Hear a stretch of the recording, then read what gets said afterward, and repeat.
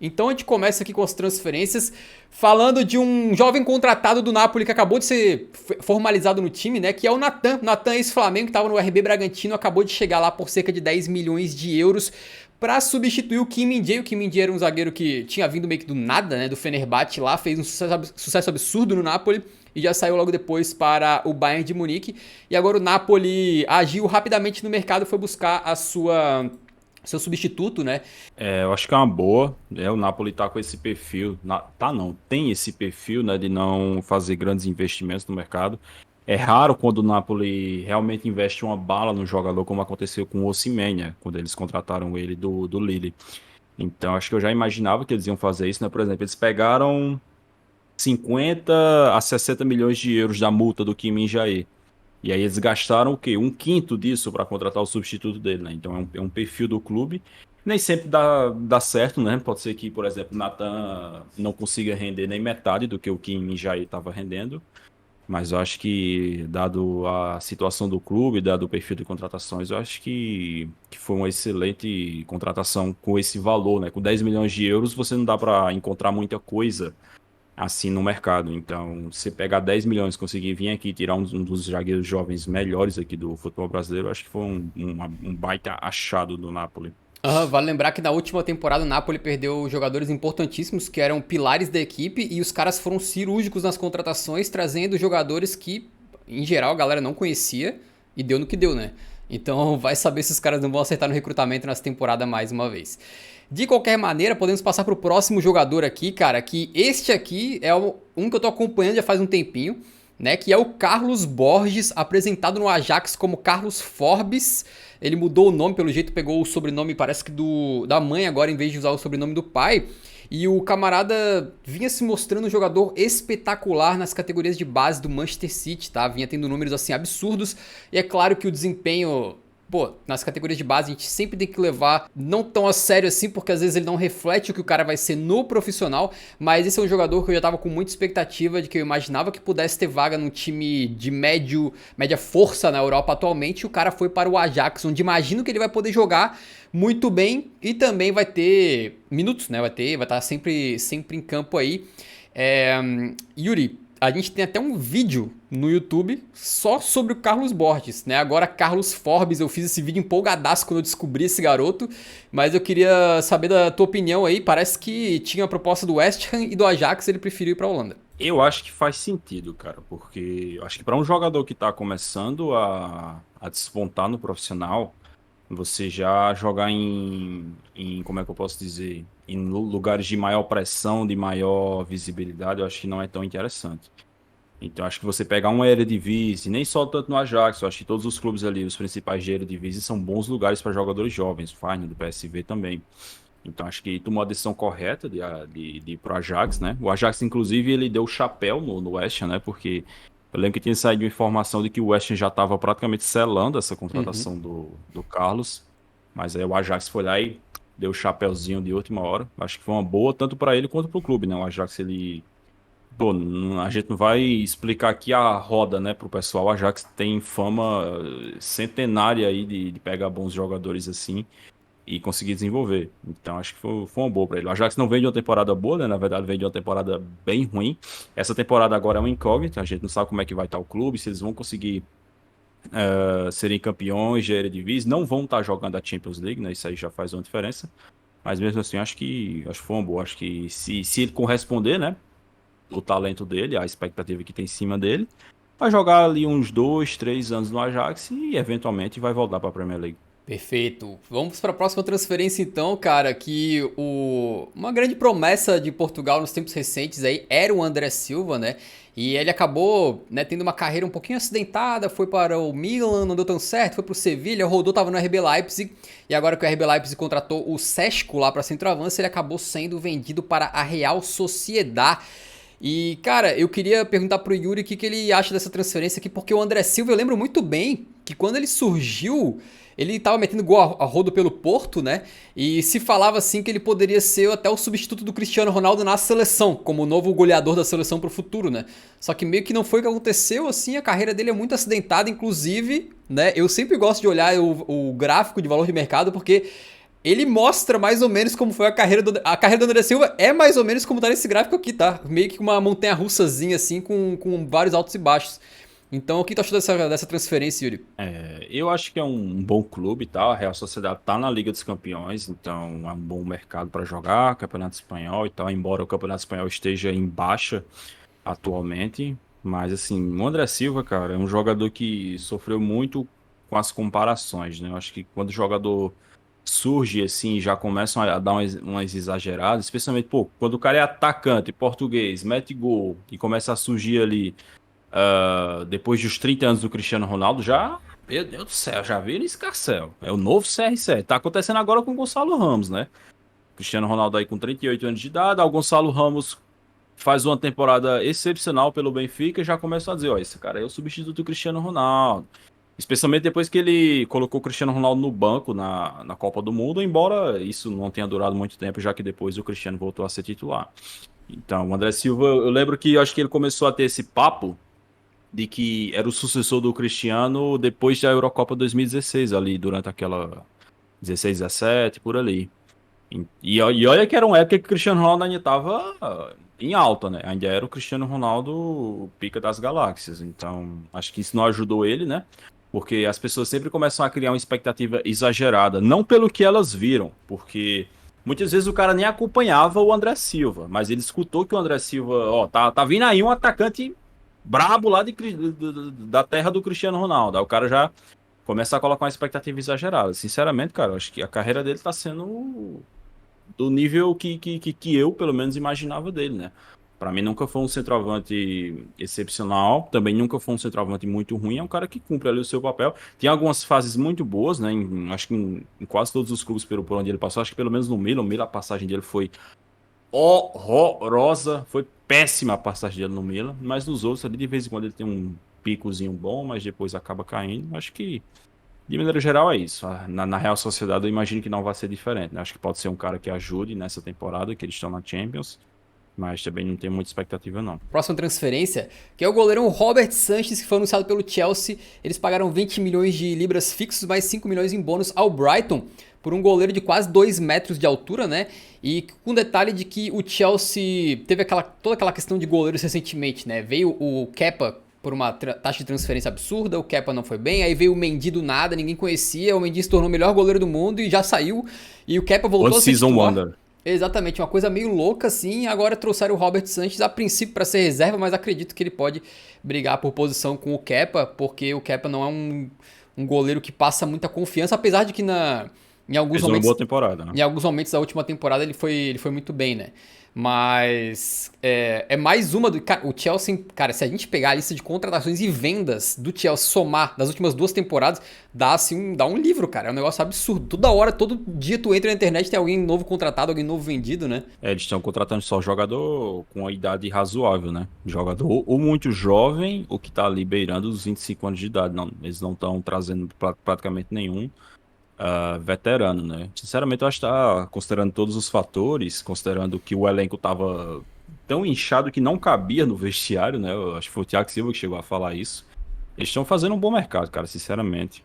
Como eu disse, assim, é uma temporada super complicada para o Chelsea, porque novo treinador e novo elenco. Praticamente eles começaram o clube do zero. Então não vai ser simples para o Pochettino conseguir ajustar as coisas ali, mas eu acho que dentro do possível eles estão fazendo um bom mercado. Uma contratação que não é rumor, que está fechadíssima, é do Josko Vardiol pelo Manchester City, né? Esse camarada aqui foi amplamente reconhecido por muita gente, inclusive pela gente aqui do Eurofoot, né? Como o melhor zagueiro da Copa do Mundo, apesar de ter levado aquele baile do Messi lá naquele lance histórico, né?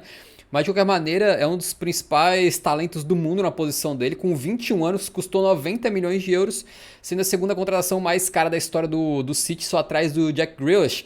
E cara, eu queria perguntar pro Yuri o que ele acha disso aqui, porque pra mim fica até injusto com os outros clubes o que o City tá fazendo, porque assim, ele já tinha encaixado legal o Rúben Dias com o Stones, né? Mas Rúben Dias com o Vardiol, tudo bem que o Stones tem as suas valências, mas o Vardiol em termos de zagueiro puro, né?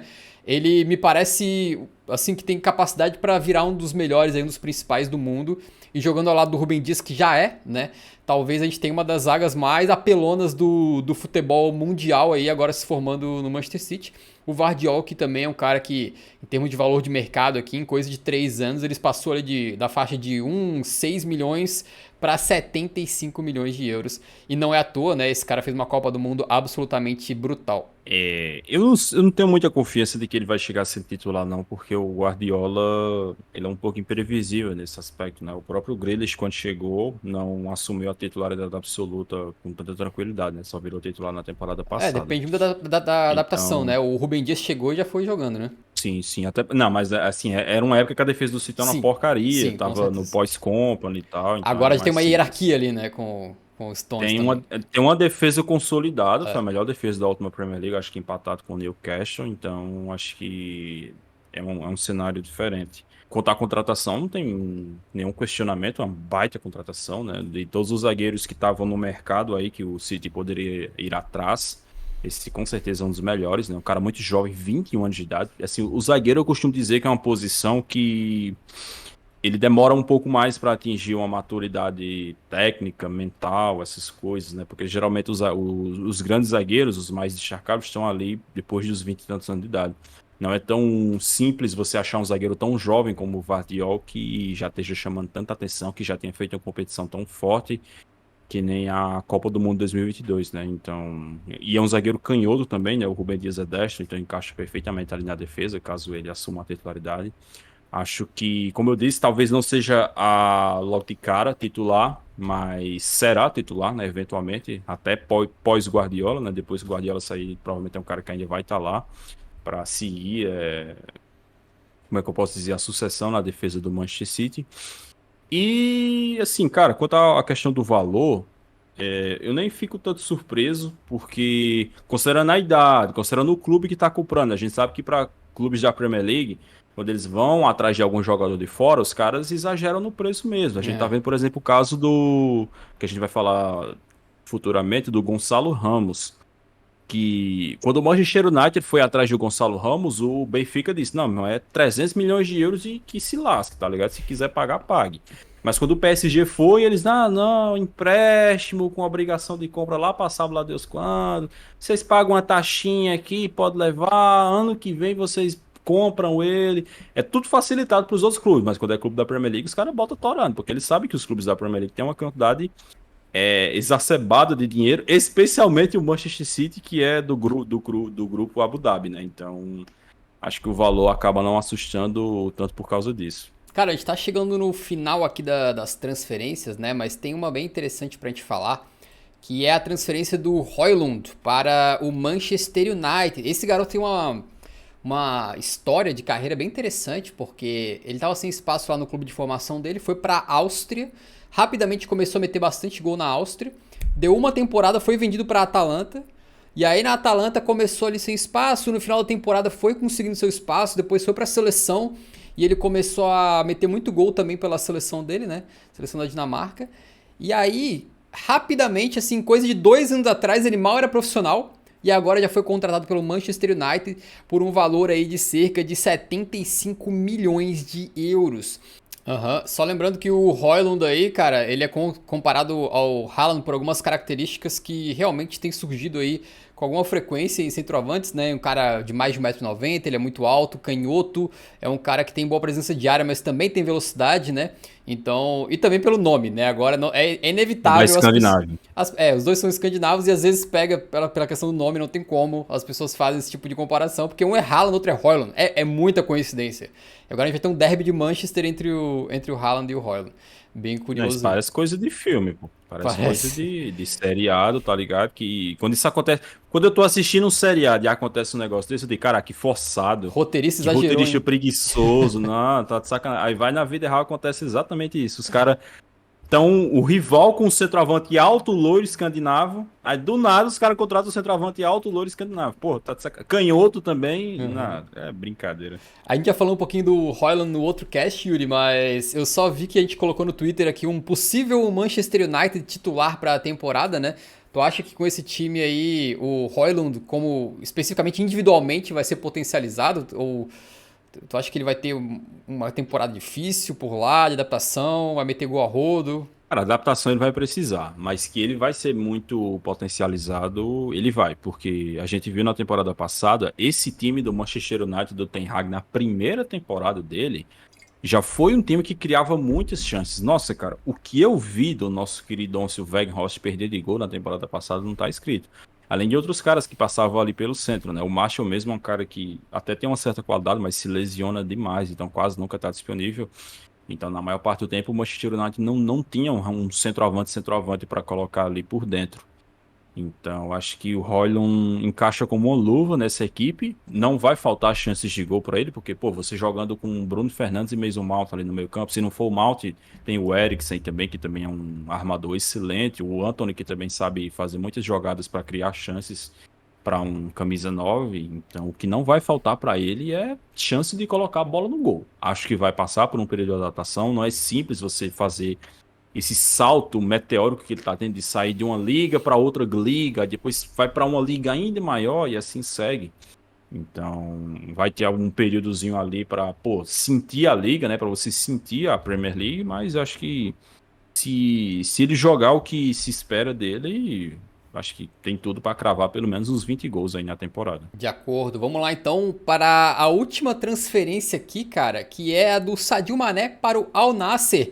É a fim da trajetória de um dos maiores atacantes africanos do futebol europeu. O que esse camarada jogou no Liverpool não está escrito, né? Inclusive, vale lembrar, não tivemos a bola de ouro 2023, então ele continua sendo o segundo melhor do mundo oficialmente pela premiação da France Football. E foi lá jogar no Al Nassr junto com o Cristiano Ronaldo, depois de ter sido naquele vídeo que a gente lançou de desvalorizações, né, do mercado, jogadores que mais desvalorizaram na última temporada. O Mané estava no topo da lista por causa da temporada dele muito acidentada pelo Bayern de Munique, que passou por lesões, mau desempenho, treta, né? Teve o famoso caso do soco no Sané. E agora ele foi jogar no Al Nassr. Yuri, meio decepcionante, né, cara? O Mané realmente, assim... Se a gente puxar, digamos, 13, 14 meses pra trás, coisa assim de um aninho, um pouquinho pra trás, a gente tava falando do Mané como um dos caras mais decisivos do planeta, né? Segundo na bola de ouro, uma loucura. E agora foi pra Arábia Saudita. Eu não acho que ele tenha sido o segundo melhor jogador do mundo na temporada passada, mas de qualquer forma ele estava no pódio da bola de ouro, né? Ah, chegou no Bayern de Munique com muita expectativa, saindo do Liverpool depois de uma passagem espetacular em que ele foi campeão de tudo lá, meteu gol a rodo, mas infelizmente, cara, essa temporada dele no Bayern foi realmente uma coisa lamentável, não apenas em desempenho, mas também no extracampo, né, cara? Tipo assim, pô, o Mano é um cara tão tranquilo, né? Sempre muito de boa com tudo. E do nada, aquela notícia de que ele enfiou uma bifa na cara do Leroy Sané. Assim, foi até depois de uma goleada que o Bayern sofreu pro Manchester City, né? Perdeu 3-0 na Liga dos Campeões. Então, uma passagem realmente muito ruim. Teve lesões, ficou até de fora da Copa do Mundo por causa de uma lesão. Cara, é uma queda, assim, brutal de você estar aqui e do nada cair de rendimento de maneira até esquisita, né, para um jogador da idade dele, né? Porque não é como se o Mané tivesse 35, 36 anos de idade, né? Ele tá ali É. na casa dos 30. Então, é surpreendente essa queda que ele teve. E o Bayern de Munique, cara, é um clube que ele tem um modus operandi diferente dos outros, né? Então não me surpreende que o Bayern tenha desistido dele tão cedo. Porque, além do péssimo rendimento, ele ainda por cima tumultuou o vestiário com toda aquela treta com o Sané. Então, acho que, do ponto de vista do Bayern de Munique, também faz sentido que eles tinham negociado o Mané tão rápido.